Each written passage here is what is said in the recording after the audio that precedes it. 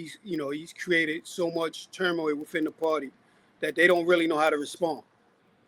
You know what I mean? And that Right. comes from so much business as usual, where they continue to have messages that play on emotions, right? With nothing tangible, to come from it.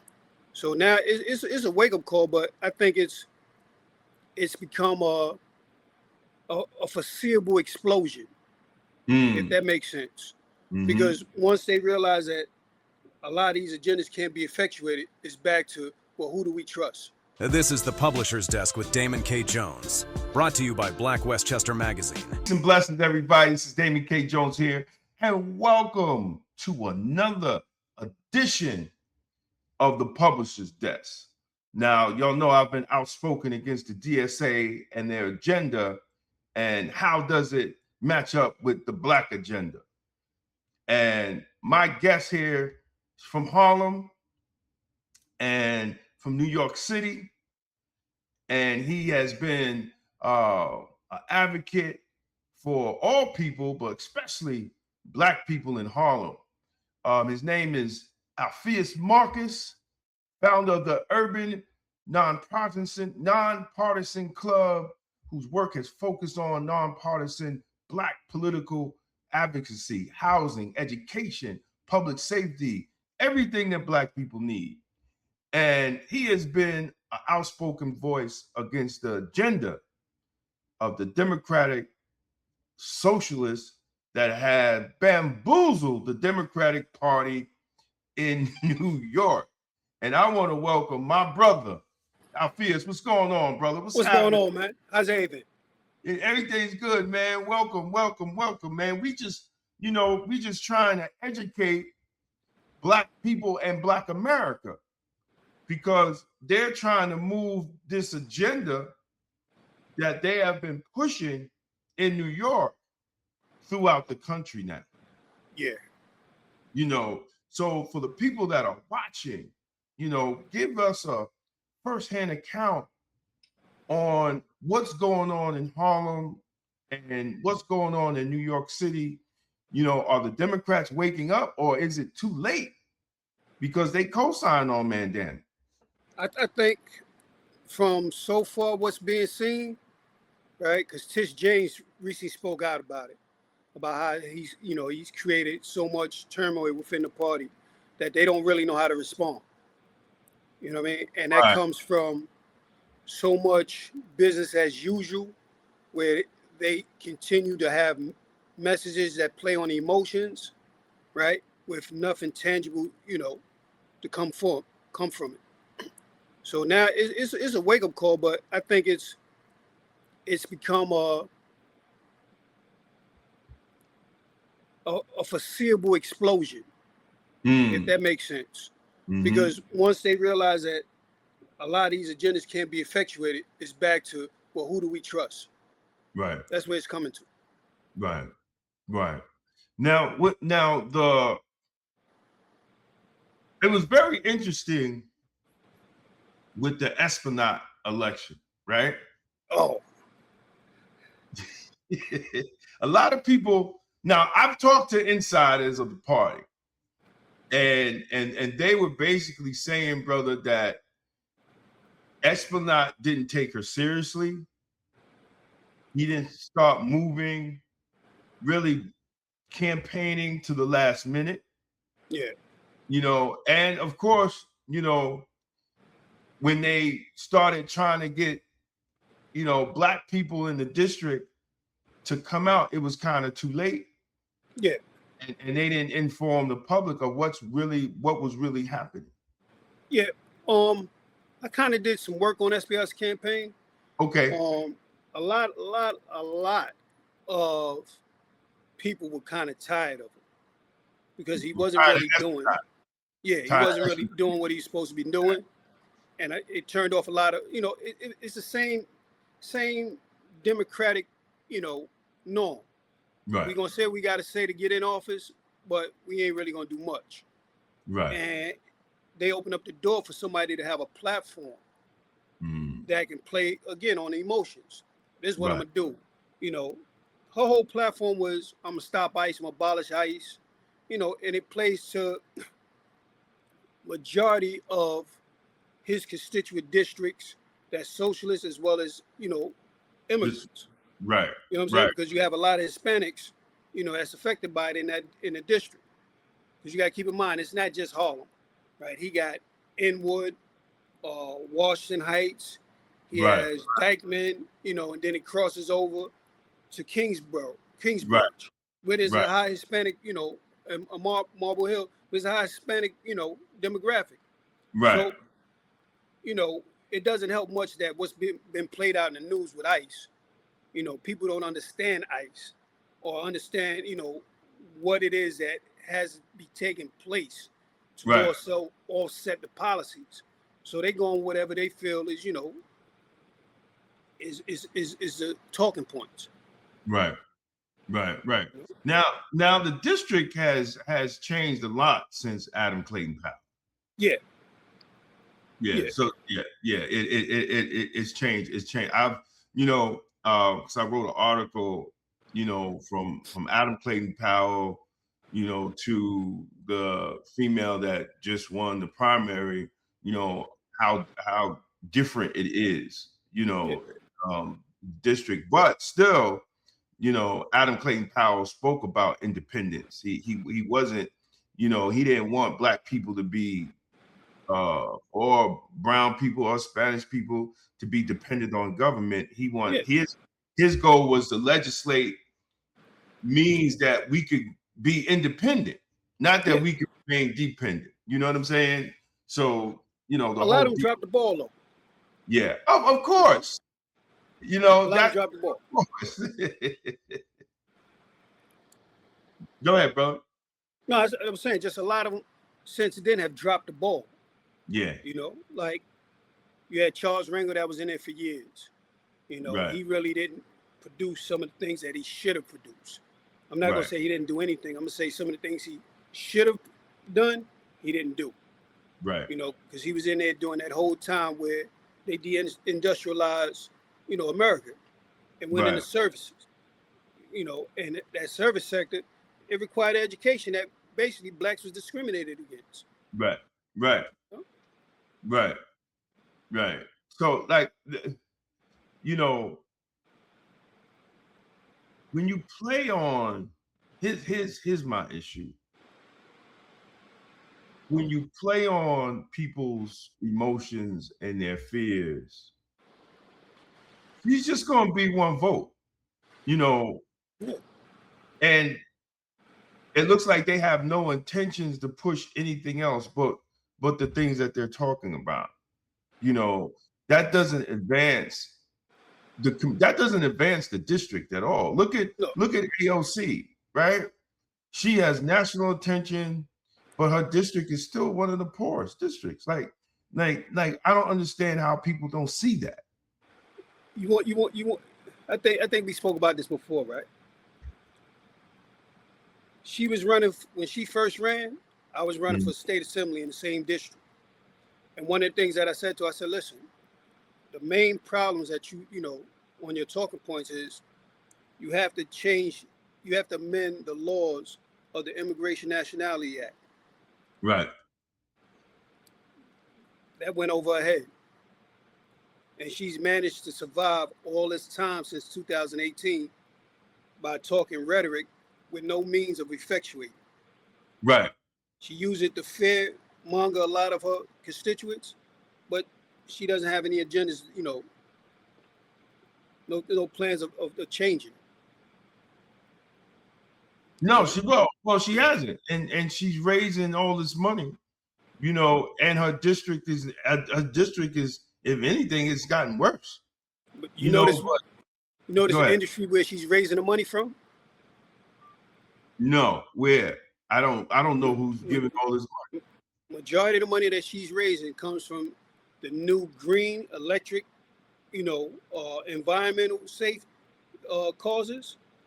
You know, you money. got a Oh, lot of people, a lot of business that's into that green market, electric cars and all the rest of that. right. That's where she gets a lot of funding from. Listen, I understand, the issue. But right now, that green thing is that green thing. The whole green energy is not going to work in today's technological, the tech center, with the data centers and just now, right? They closed. One of the reasons our bills are high because they closed the nuclear plant, and they didn't replace it with anything. And you're trying to tell me right now in 2026 we can't do nuclear, but do it more efficiently with the technology that we have. And go ahead. No, go ahead. And I was talking to he's going to come on the show, County Legislator James Nolan, and he made something clear on the phone with me. He reminded me, he said, hey, remember the sewage backup that we had in Yonkers? I was like, yeah. He was like, that came from, there wasn't enough energy coming into the sewage plant for them to properly move the sewage. The process. Right, process the sewage. He said that's from closing the nuclear plant. Now everybody's electric bill has doubled. I know my electric bill is doubled. Yeah. And it doesn't make it really doesn't make any sense. And I did an article now, Con Ed has to import energy. Like good. And that's when your bills go up because listen, any good business is going to pass their expenses off to the consumer. Yeah. And we haven't even touched that. But see, that type of agenda, it sounds good, but the reality is it's not going to work in today's technology. But you know what it opened up the door for? What? It opened up the door for a lot of third-party vendors. You got the vendors that tell you, oh, we'll lower the cost of your electric bill and everything, and that's a lie. That's one of the biggest lies. Listen, I signed up for one of those things. Guy came and said, hey man, we're gonna do the solar and whatever, just sign up. And my bill ain't changed. Yeah. You know what I'm saying? My bill ain't changed at all. Yeah. So all that's a lie, but now are people talking about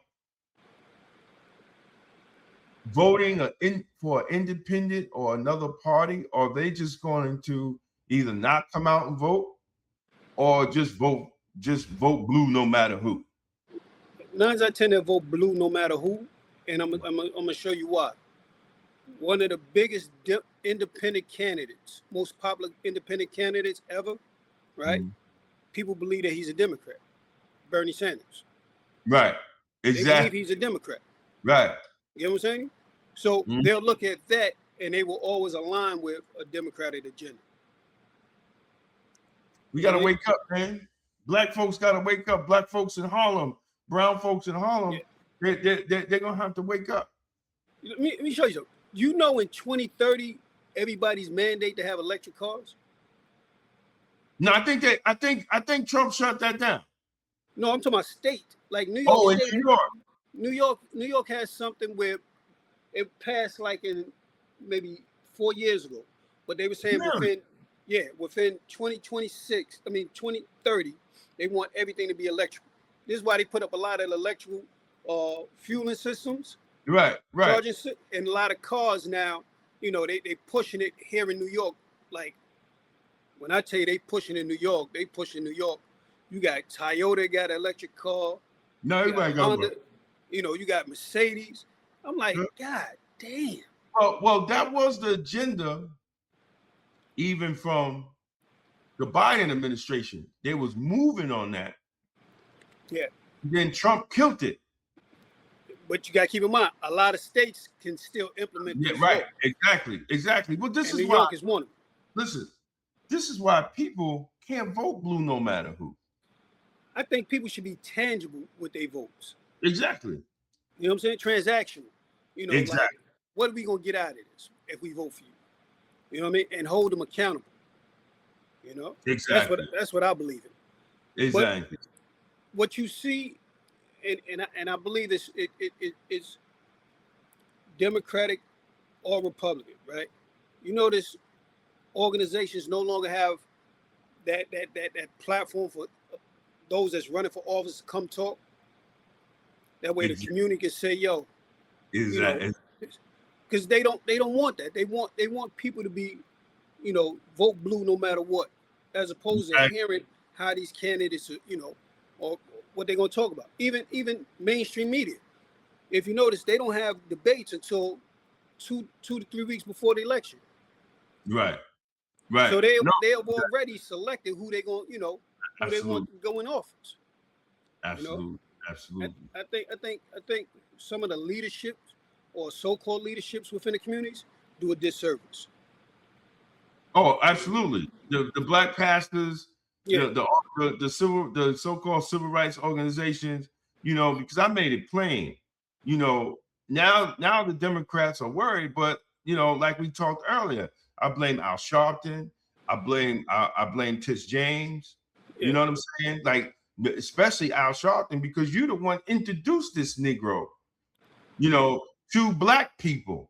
Yeah. By standing next to him, you gave him credibility and to a system that is only 4% of black people. So you, as a black leader, did us a disservice. Listen, I would rather Al Sharpton. I understand, but I would rather him push agenda out of the National Action Network than deliver black people to Democratic Socialists. But that's what he does. He pushes that narrative through his system, so people can say, yeah, this is what's right. This is what we're gonna go for. Because again, when you look at politics and you look at the perceived influence that he holds, he has the black votes. You know what I mean? Because he has a core of elderly. But black people continue to didn't vote. turn out. You know what I'm saying? Like, black people didn't really turn out. No, but the base did, which is the elderly. Mm. You know what I'm saying? Right. Like, I tried to talk to the girl that just beat SB out, right? And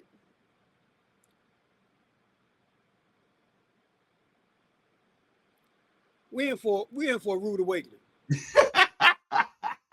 You understand what I'm saying? Exactly. I tried to sit with her while she was running, and then after she won, right? And some of the things I don't want to talk about, it was well, I gotta go here, I gotta go there. I'm like, oh, they ain't taking this serious. No, black people need to pull total black. See, this is black people need to pull totally out of it. And I'm look, I said on a post, I said, well, either y'all gonna vote independent or y'all gonna vote Republican. If black folks go for the blue, no matter who, like you said, we're gonna be a rude awakening for those for those 2 years while she is office. Is gonna be total chaos down in Washington, D.C. And we're gonna get nothing done. I told you, like, before we got on, I told you I wrote a letter to Summer Lee, Jasmine Crockett, Ayanna Presley, and this girl, Chantel Brown, right? Because every time I look at my timeline, they always talking about Trump this, Trump that, white supremacist, white supremacist that, and that. So when I look at some of the bill proposals, I don't see anything in there that suggests something strictly for blacks, knowing that blacks are, systemically deprived of certain things. So I said, you know something, I'm gonna just email, let me just shoot this email. And I posted the email on my page. Okay, cool. Any other time that I post something against one of them, it seemed like everybody that's pro-Democrat, they got something to say. Oh, you hating this and that. No, well, now I'm putting something together that I sent it to them. This way you can see. Right. And when they respond, I'm gonna place it that way you can see just how Right. serious they are. Like Right. I don't be talking to be talking. You know what I mean? You seen how we go up to the upstate to the what's her name? You see how I deal with these politicians. You know what I Right. mean? I'm not Right. gonna play with them when it comes down to the issues of the black community. Listen, man, exactly. And up at the thing, I said it on another video, dude. When they had the forum where Mandami was on the panel up in Albany, dude, you couldn't even get in there. They treated that Negro like he was Jesus. But you know what they do? They be selective with who they let in because they don't want the hard questions. Yeah, it was packed. By the time I got there, man, if one come out, one could go in. That's the way they was doing it. They do not want people that have legitimate questions to question them. That's even like I had a bunch of assembly people tell them, yo, you need to sit with him, right? I know you running all that, but you need to sit with him because he sit with everybody. He's gonna let you know what needs to be done. Right. He ain't sit with me yet. You know what I'm saying? Yeah. Before he went in office, and now that he's in office, he hasn't sat with. Because they like to talk all this wasteful spending and everything, but here's where the money is being spent at, and majority of these places where the money is being wasted at, they come from your supporters. Wow. They come from your donors, the nonprofit sector. You know what I mean? Because everybody screamed, yo, let's defund the police. And I said, well, what does that look like?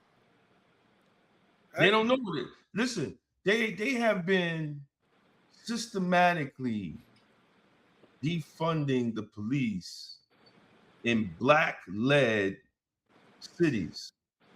When you look at these cities, Chicago, 2,000 officers short, right? New York City's running short. Mount Vernon, 60 officers short, right? Uh-huh. And they had the nerve to hire 6 officers. No, but here in New York, we have the largest police force in the world. Right. Right. Here's the problem, and this like when they start talking defund, I love these topics. Because first I asked them, I said, well, out of the budget, who do you think gets the largest share of the budget? You know what I mean? And a lot of people can't really speak about that because they don't know. I said, well, if you look at defunding the police, right? Police department splits 10% between them, the fire department, corrections. They get the lion's share. They get 6% of that. Right. I said 28% goes to education. 18% goes to the same services that they're claiming that police cannot do. Right? Now, within those social services, you have a lot of organizations that shouldn't really get the money. Because when you look at their overview and their mission statement, it doesn't align with what their contractual obligations are. And they're just getting paid.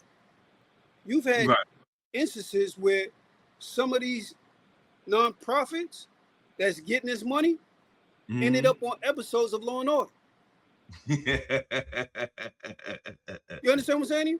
Right. So it's like, how do you complain about something, right? And you don't even understand the financial of it. Because it's rhetoric, right? Right. But it plays on emotions. Yeah, exactly. It's rhetoric. It's rhetoric because we always said, like, I used to tell them defunding the police is a wrong thing, right? Because the first thing, if it's a police brutality case, high profile, right? They fill up the timeline. We got to defund the police. No. You have to put accountability measures in the police department. Correct. These police officers, correct, before they get, because, dude, I did 33 years in law enforcement. And when you look at a lot of these cases, when you look at a lot of the police cases, and you examine the history of that officer, that specific officer, you will see there was warning signs. Yeah. There were warning signs all the way up to when he pulled the trigger on an unarmed black man. There was warning signs all the way up there, and the management and the police department failed to address the warning signs. Yeah. And that's a majority of these shootings. I'm going to say, from my over 90% of the shootings that happen to black people, that officer, black, white, yellow, it doesn't matter. There were warning signs in his career that they did not address. And then now it ended up, someone's life is lost. So when you talk about it, you say, hey man, we got to address these things. Then here these crazy white folks come in. We got to defund the police department. No, you can't do. And who's going to protect the black community? Yeah, look, you know what I tell them? I said, I want you to sit with some of the mothers that I helped get justice for. Exactly. Because when you start talking about like, I hate those type of people. You know what I'm saying? I mean, I really, truly hate those type of people that talk and don't know what they talking about, right? Exactly. First thing I tell myself, well, the education system started removing vocational trade schools that was popular with black communities. I said, you're not talking about the education and how to replace some with crime with. I said, y'all just, if it happened in black, as long as it's not happening in my community, I don't care. Right.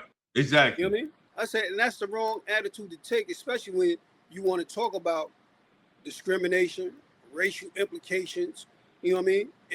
And all this race baiting stuff. Right. If you're not willing to address the agendas of blacks and bring it being equal, right? Then you have no right to talk about how defunding the police, especially in communities that really need it. You know Exactly. And that's crazy. Like if you want, with the whole issue with, police shooting, people that mentally ill, right? Yeah. Well, then you got to train police to deal with the mentally. No, hold on a second. They have the protocol says this here, right? If you respond to a call for EDP, right, you're supposed to secure yourself from them to make sure that they're not, in any imminent threat to you or anyone else, and you call ESU, who are specially trained to deal with those units. That's in their protocols. ESU is specially trained. See, right. So that's in their protocols. Right. And I told the Democratic Party a long time ago, we proposed a bill. It called the Police Accountability Bill. And it's simple. It's not rocket science, right? Let me hear what your bill said, because I'm gonna give you the one that I gave the city council. If the officer, it's simple, violates policies, procedure, and training, he should be brought up on criminal charges. Not murder, manslaughter. That institute, because see, here's where they do the trick on us. They charge him with murder. No, and they can't prove murder is intent. When you murder somebody, you have an intent. When you charge an officer with manslaughter, that means his actions led to the death. So he violated his training. He violated the departmental policies, right? That led to the death. Then you bring him up on manslaughter, and people don't see the trick. So that's what we propose to the state and say, listen, when you examine it, did he violate policy? Did he violate training? Right. That violation of policy and training led to this officer's, led to this person's death. Right. Now, remember what Eric Gardner? Rocket science. It's not rocket science. Remember the Eric Gardner case? Yes. Maybe about 2 to 3 months after that took place, right? I was in a forum with all the district attorneys except for the guy in Staten Island, Donovan, right. And the guy Thompson out of Brooklyn, right? Manhattan, Queens, and Bronx was there. One of the things that I said to him, I said, well, here's the problem. When the officer's charged with killing, right, it becomes a conflict of interest because the district attorneys know they can't prove murder. Absolutely. They purposely charge murder on charges they know they can't prove. And that's what I'm saying. That's the trick. You know what I'm saying? Right. So what ends up taking place is they end up getting away. Yeah, So, but who? Yeah. Who's the ones out here crying murder? Oh, dumbass Ben Crump, National Action Network. We want murder charges. We want murder charges. Dude, you're a lawyer. You should know. You should know. You can't prove murder on a cop. You can only prove manslaughter. But that's the emotional play. Exactly. But guess what? The district attorneys give it to him. Oh no, you know why the district attorneys give it to him? You're gonna charge him with murder. But you know why they give it to him? He's gonna walk away. Because they need the police to do their jobs so they can do their jobs. Right. Right. So I don't know if you remember Deborah Danner's case. No. She was a 68-year-old lady, mentally ill. Oh, yes. She had the bat. She had the bat. Yes. Bad shooting. Oh, of course. Like literally, when I tell you, like I came on the scene, it's a bad shot. This is how I found out about ESU. Right? He was supposed to close the door, call ESU, and let them do what they do. I sat with Darcel Clark, right, at the time. I said, listen, we don't want you to charge murder charges because you can't prove murder. We will be content with you filing manslaughter charges, which is the appropriate charges, and getting a conviction. Right. I said, should you charge anything other than that, right, I'm going to let you know I will crucify you in the press, and I will make sure that we have a candidate that's qualified to run against you in your next election. When that happened, she was called up to Albany, right, to testify. Right? After she finished testifying, I told her, I said, she's lying. Right? Wow. And everybody in the way, all the lawmakers were like, huh? I said, me and I had a conversation before she charged him. And I explained to her that the appropriate charge would be manslaughter. I said, she knew that she couldn't prove murder, and she knew that he didn't conform to his professional codes of conduct. She allowed him to get released, a not guilty verdict. This is what she did. She knew that. Right. She's worried about public scrutiny when she should be doing her job. Right. Yo, every time she see me, I can't stand that motherfucker. Well, I mean, you call her on her BS, and which is real because I don't understand, but they give that knowing that they're not going to be able to prove murder. You're gonna have to prove that man woke up that morning with the intent to go kill a person or go kill that specific person. Yeah. And what bothered me about that case is I'm like, yo, this is a senior citizen. She has a bat. You a grown ass man. You can't take a bat away from a senior citizen? I'm gonna give you one better. You should be fine. Look, I'm gonna give you one better. They always respond to her being off her meds. Always. And she was known to them. She was known to the precinct to always be off her meds. Always. And they knew this, right? And this guy, when he did what he did, like literally, it was like, damn, her sister to this day feels guilty because she called the police to help with her sister. Yeah. Well, that's right, but that's what happens. People stop calling the police, because the police don't come and help. They end up coming killing, right? Yeah. And it, the ignorant ones will put it under racism. No, it's a lack of accountability from the politicians you vote for. Right. That you vote for. It's just like I went off on the state when they had the no choking bill, right? After Eric Gardner, They didn't pass it till George Floyd. I said, wait a minute. Y'all waited at that time it was like 7 years. Y'all waited 7 years to pass the no choking bill, right? But you did it not in the response of Eric Gardner. You did it in the response of George Floyd, which is a totally different incident. Now, how about this here? What if I told you New York already had a no choking law? No, it was in the policy. No. New York already had a no choking law. Anthony Baez. Remember that case? Right. Exactly. 1994? Exactly. Anthony Baez. That's right. They already had a no choking law. And the policies that was in the police department came from Anthony Baez when they changed it. Right. What they tried to utilize was word semantics. Oh, well, that's not a chokehold. You know, this and that. Well, is it a part of your training? You know what I mean? Which they had to admit, no. You know what I'm saying? Right. No, I get it. Because I mean, that's what these politicians do. You know?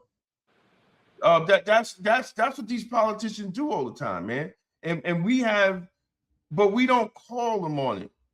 You know, we don't, you know, I mean, we don't, even if it's a black politician, you know, we can't continue playing the black politician game when it comes to black people. There's a lot of black politicians I have a lot of love and respect for, but the political process that they play, I'm not for that. You know, I'm really not for that. You know, and I think at this point, black people have been starving for justice, right? Yeah. That they don't know what justice looks like. And DSA is easily moving in on their emotions to move out these people that been here for 15, 20 years, and they think we're gonna put these new people in, but their agenda is actually worse. But the DSA is nothing more than a restructured Democratic Party. Right. Same agenda, right? Same platform, right? But we know how to cater to the people that many have been ignoring. That's all it is. Same shit, different day. Right. But I think black people need to wake up. You know, at this point, you know, we have to start asking the right questions of the DSA, or we're already at the bottom, right? We're going to be in the mud. You know what I'm saying? Because if we don't get it right with the next 20 or 30 years, we're going to have nothing to give to our children's children. You notice the DSA hasn't ran any black candidates? No, they all from other countries. They've never ran any black candidates? No. And nobody's bothered to say why or ask why.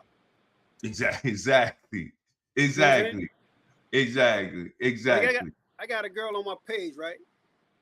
She'll tell me about, oh, you don't like nobody. I said, well, it ain't that I don't like anybody. I got a few elected officials that I like, because when I need something done, they do it.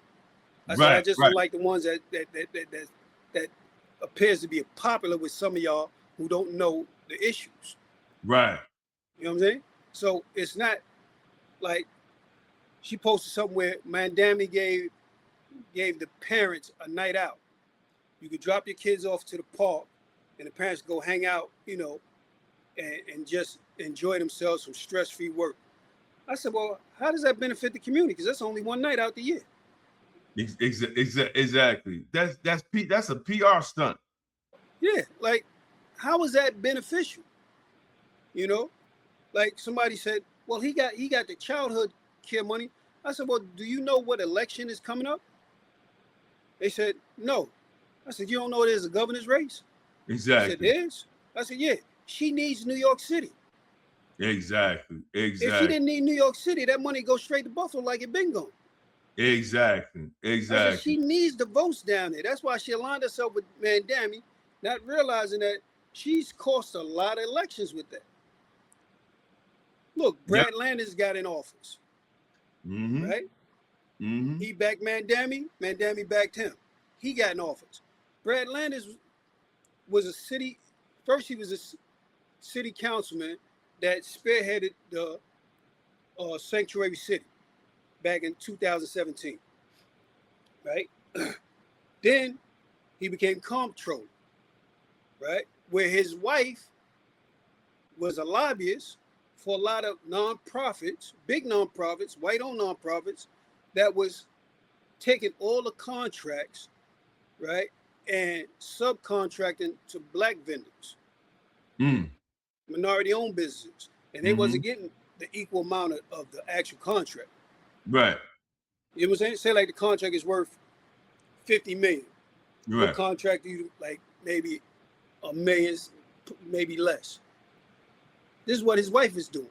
She was lobbying for these people, and the disparities of funding, you know what I mean, when it came down to minority-owned business and white-owned business, wasn't getting it.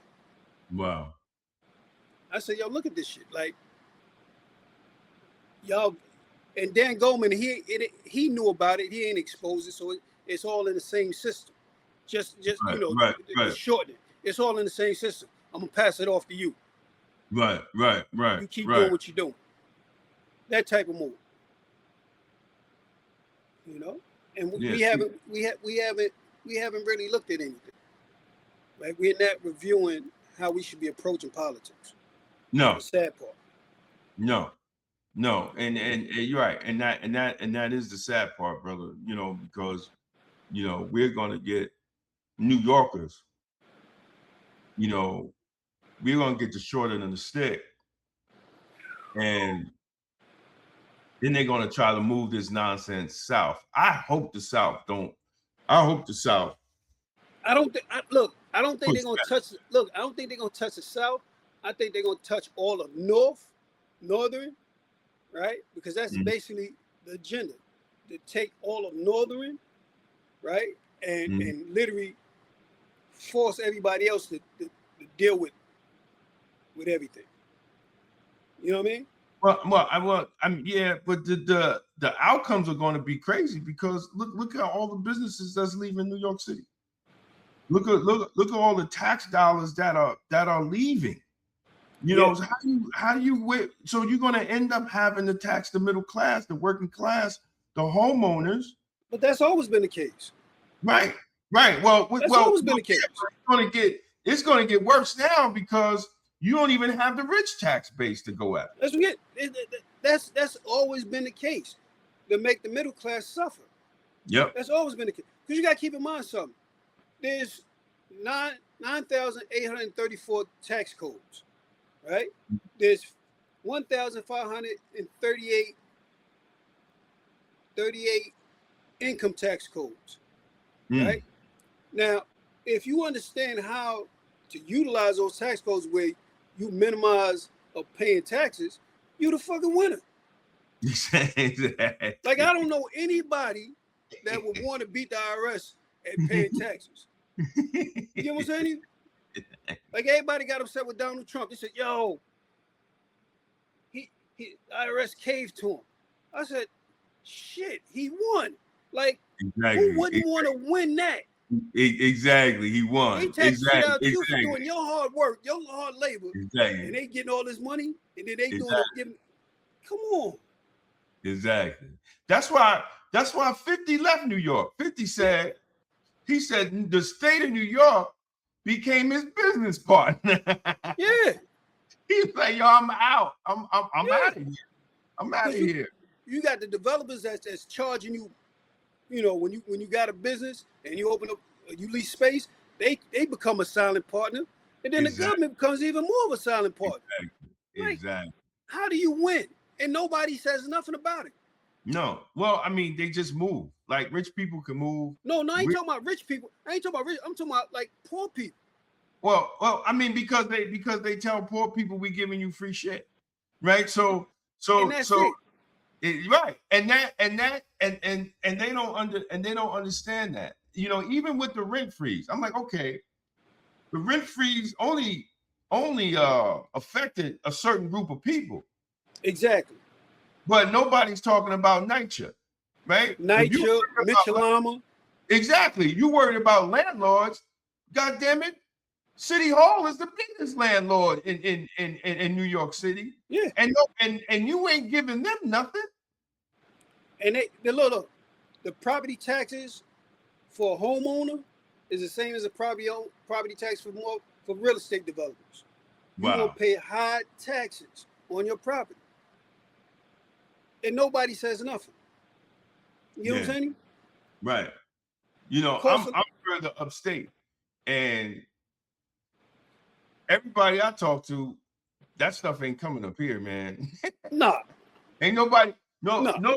It's to the point that if Democrats and Republicans have to get together to keep that out. Yeah. Up here that's the attitude up here. Like, yo, we're not having none of that up here. But it's only like, you got to keep this in mind. In certain cities, especially New York City, blacks really don't own. So being they don't own and they rent, right? They look at that ain't my problem. It's exactly. Up here, it's homeowners, bro. You know what I'm saying? Right. And that's something that like, I said, well, it ain't your problem now, because I'm pretty sure you don't plan on renting all your life. Right. Absolutely. Right. You know what I'm saying? That part. And then their favorite phrase is, "Oh, I'm moving down to Pennsylvania. Or I'm moving here." I'm like, you're gonna be here for the next 20 years. You ain't going nowhere. What ends up taking place? Right. They still there. For the next 20 years, you'd be like, I thought you was moving. Oh, well, you know. All right. But that DSA is like, some of the stuff they say is it's just fluff. You know what I'm saying? Yeah. It's like whipped cream on top of the coffee. Yeah. It's crazy, man. But listen, we still need voices like you, my brother. You know, we still need you out there fighting. I'm going to go on your page and get the letter, because what I want to do is make it an op-ed and put it on Black Westchester. You know, that you sent the letter to them. You know what I'm saying? So people can know. And if people want to contact you, brother, how can they contact you? AMX Consultants, right? Alpheaus Marcus at AMX Consultants, LLC. My number's there. You know, they reach out to me, social media. Okay. I got people that walk up with me on the streets. You know, I'm very approachable. Good. Well, brother, thank you for giving me some of your time this morning, man. And no problem, man. And let's keep the fight, and we'll stay in touch, my brother. All right? For sure. Thank you, man. And that is my brother Alpheaus Marcus, keeping the people in New York City and Harlem informed and fighting the power. I want to thank everybody for watching the show. Please like and share. Please comment whether you agree or whether you disagree with what we're talking about. But I think Black America needs to be wary of the DSA, the Democratic Socialists, right, of America. That's what they call themselves, the Democratic Socialists of America. And I'm going to continue to sound the alarm for Black America to be independent. It's time. God has given us the opportunity to start thinking for ourselves and having our own political agenda instead of dealing with the Democratic agenda and now the Democratic Socialists of America agenda. We have to do our own agenda, Black America. It's time. So thank you again. And don't forget to sign up for our mailing list, and you get the free ebook. And go to blackwestchester.com, Black Westchester Magazine, blackwestchester.com. It's the news with the Black point of view. Please go over there and download our e-paper. We are a real newspaper, but you could download our e-paper and check out our articles. And as always, stay safe, stay blessed, and stay blacktastic. Peace out. Black America, political loyalty without results is not power. Sign up and get your free ebook by Damon K. Jones. A seat at the table is not power. Building the table is. This book exposes how political dependence weakened our communities and lays out a blueprint for Black economic, political, and institutional sovereignty. If you're ready to move from symbolism to ownership, this is for you. Download it free today. Follow Damon K. Jones on YouTube and stay connected to empowering conversations that challenge the mind, strengthen the spirit, and uplift the community. Subscribe to Black Westchester YouTube and at Damon Jones on YouTube for powerful content on life, culture, community, faith, politics, health, and truth that makes you think for yourself. If you're serious about political clarity and independent thinking, this is for you. The Political Thought Bundle includes 3 full books, all personally singling. Democrats and Republicans, the Ultimate Gang Bangers, breaks down how the two-party system operates like a legalized street war for power. Emotional Politics, Logical Failure exposes how emotion has replaced strategy in Black political engagement. Tolerance is for Cowards lays out a blueprint for extended policing and community-led public safety rooted in outcomes rather than slogans. 3 signed books. One bundle $60. That's a $75 value, and you're getting signed copies included. This isn't left versus right. It's results versus rhetoric. Go to twosteppublishing.com and secure your signed Political Thought Bundle today. It's going to be blacktastic. For more than a century, Black America built its own economy under segregation, under discrimination, and under conditions most people today cannot imagine. We built businesses, we built banks, we bought land and property. In the Forgotten Blueprint, Damon K. Jones reveals how Black communities created thriving economic systems from 1800 to 1965, and why that blueprint still matters today. This book challenges the idea that our future depends on politics alone and shows how ownership, family, and enterprise once powered Black prosperity. The blueprint is not lost. We just stopped using it. The Forgotten Blueprint, how Black America built its own economy from 1800 to 1965. On sale now at Two Step Publishing and Amazon. Black Westchester Magazine has been giving our community a voice, reporting the stories others ignore, holding power accountable, and making sure the truth about our communities is told by us. But independent Black media only survives when the community supports it. If you believe in real journalism, community accountability, and keeping Black voices strong in local news, we need your help. Your donation helps us continue covering the stories that matter: politics, education, justice, and economic empowerment right here in Westchester. Support Black media, support Black truth, support Black Westchester Magazine. Donate today and help keep Black media alive. Because Black-owned independent media is blacktastic. Black Westchester Magazine presents People Before Politics, the Sunday Rundown, every Sunday at 6 p.m. on YouTube. Join Damon K. Jones, A.J. Woodson, and Larnez Kinsey as they break down the biggest stories in politics, culture, and community from a Black point of view. No spin, no party loyalty, just logic, accountability, and outcomes. If it impacts Black America, we're talking about it. Tap in, subscribe, set your reminder. This Sunday at 6 p.m. is going to be blacktastic. This is the Publisher's Desk with Damon K. Jones, brought to you by Black Westchester Magazine, where life, culture, community, and faith meet truth, power, and purpose.